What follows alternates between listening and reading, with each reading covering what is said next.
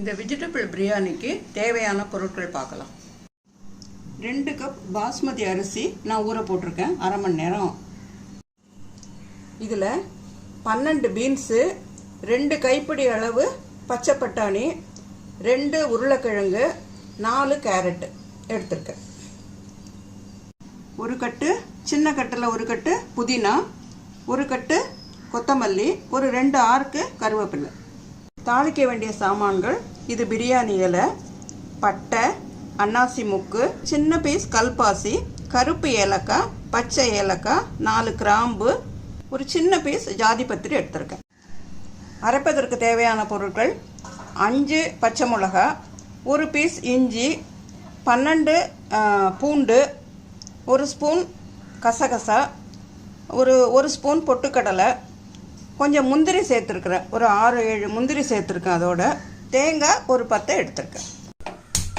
2 spoon நெய் விட்டுருக்கேன். 2 spoon எண்ணெய் சேர்க்குறேன். அதோட இந்த மசாலா பொருட்கள் எடுத்து வச்சோம்ல, அதை அதோட சேர்க்க போகிறோம். அடுத்தது வெங்காயம் சேர்க்குறோம். ஒரு வெங்காயம் நீட்டாக நறுக்கி வச்சுருந்தேன், அதை அதில் சேர்த்துருக்கேன். இப்போ நறுக்கி வச்ச காய்கறிகளை அதோட சேர்க்க போகிறோம். அந்த காய்கறி வதங்கும் போதே அதுக்கு தேவையான உப்பு சேர்க்குறோம். இப்போது அரைச்சி வச்ச விழுதை காய்கறியோடு சேர்த்து வதக்கலாம். நம்ம எடுத்து வச்ச புதினா, கருவேப்பிலை, கொத்தமல்லி 3த்தையும் இப்போ சேர்க்குறோம். 1 கப்பு அரிசிக்கு 1.5 கப்பு தண்ணி. இதில் நம்ம 2 கப்பு அரிசி போட்டிருக்கோம், அதனால 3 கப்பு தண்ணி எடுத்திருக்கேன்.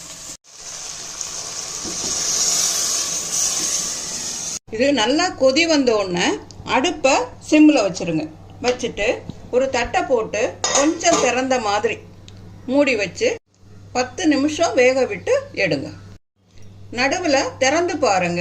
ரொம்ப ட்ரையான மாதிரி இருந்ததுன்னா ஒரு 1/2 கப்பு வெந்நீர் அதில் சேர்த்துருங்க. உங்களுக்கு அவசரமாக தேவைப்பட்டதுன்னா ஃபுல்லில் வச்சுட்டு வெயிட்டு போட்டு ஒரு விசில் வந்ததுக்கு அப்புறம் சிம்மில் வச்சு 5 நிமிஷம் கழித்து நிறுத்திட்டிங்கன்னா சரியாக இருக்கும்.